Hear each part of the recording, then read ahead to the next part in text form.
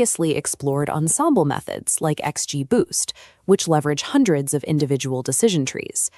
Now we turn to algorithm number 33, support vector machines, or SVM, a system that approaches classification through a different mathematical lens. SVM operates on geometry. It creates specific margins between data categories and utilizes dimensional shifts to resolve complex spatial relationships. Consider a basic two-dimensional plot. We have two entirely distinct clusters of data, orange circles and violet crosses, and we need to establish a boundary between them. Because the clusters are separated by empty space, we face the problem of infinite choice. A programmer could draw infinitely many straight lines through this gap that perfectly divide the existing groups without triggering any errors. An arbitrary choice, however, often places the line too close to one specific cluster. If a new data point arrives with even a slight deviation from its group's historical center, it will land on the wrong side of that poorly placed boundary.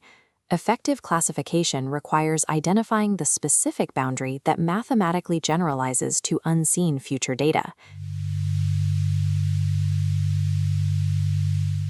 Support vector machines solve this by identifying the boundary that creates the widest possible empty gap, the maximum margin, between the two classes. The algorithm sweeps through the available space, testing angles and expanding a buffer zone. This expansion continues until the margin band hits the nearest data points. These points define the expansion limits, sitting on the extreme edges of the clusters, maintaining direct contact. These edge case points are the support vectors, the structural pillars dictating the entire boundary. The algorithm ignores the majority of data safely in their own territory. As long as these support vectors remain stationary, the central boundary stays locked, regardless of background data movement. SVM gains its reliability by trusting only these borderline anomalies to define the rule for the whole. This formal geometry provides classification rigidity. The solid line represents the optimal decision boundary, w.x minus b equals 0. The dashed lines represent margin limits at positive and negative 1. Our support vectors are mathematically locked to these values. This positioning is the result of convex optimization, a mathematical process that minimizes the margin equation to ensure the system finds a single global minimum. This optimization delivers a unique, mathematically optimal linear boundary, providing a definitive answer to what was previously a spatial guessing game.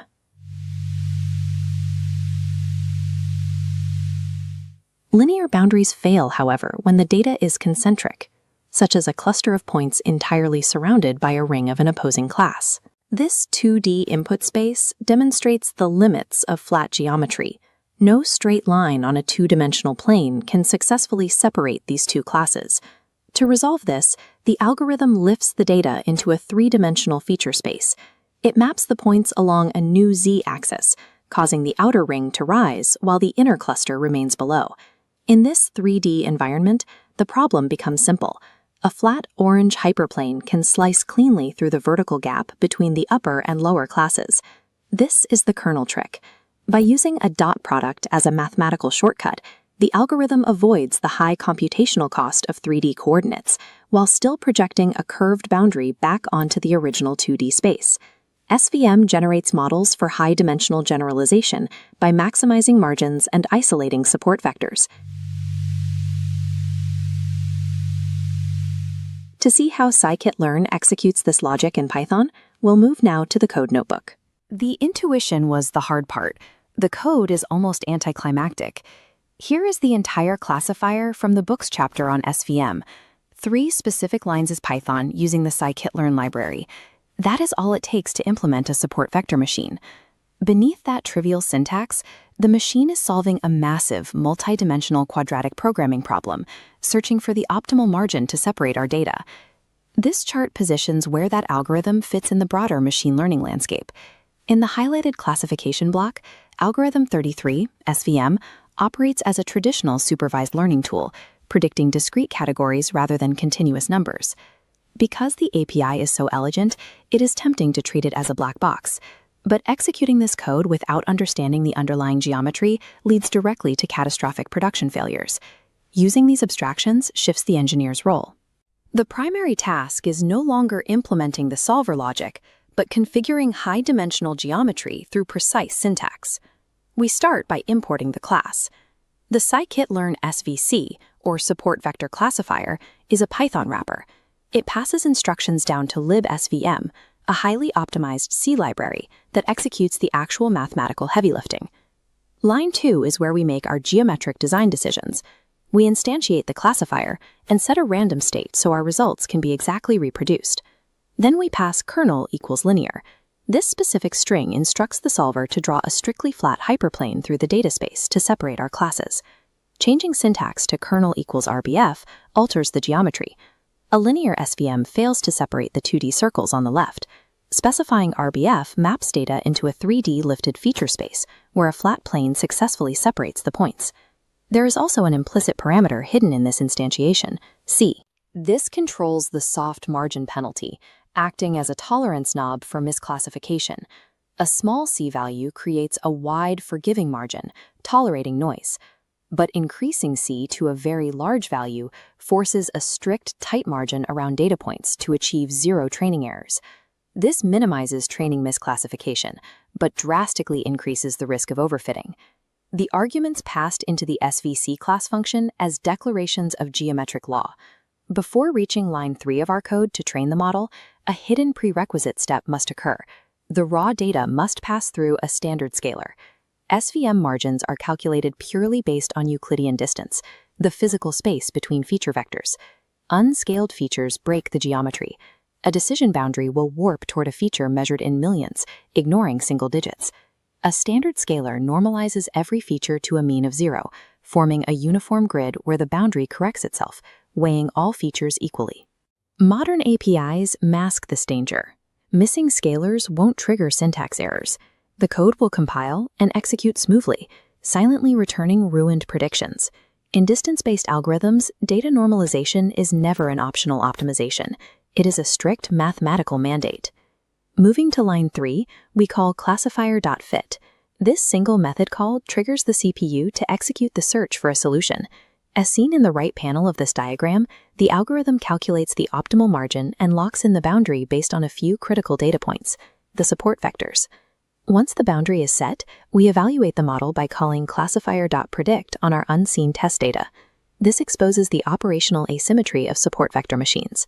The predict phase is incredibly fast, contrasting sharply with the computational cost of the fit phase. With a linear kernel, prediction is a lightweight, instantaneous mathematical dot product against a set of learned weights.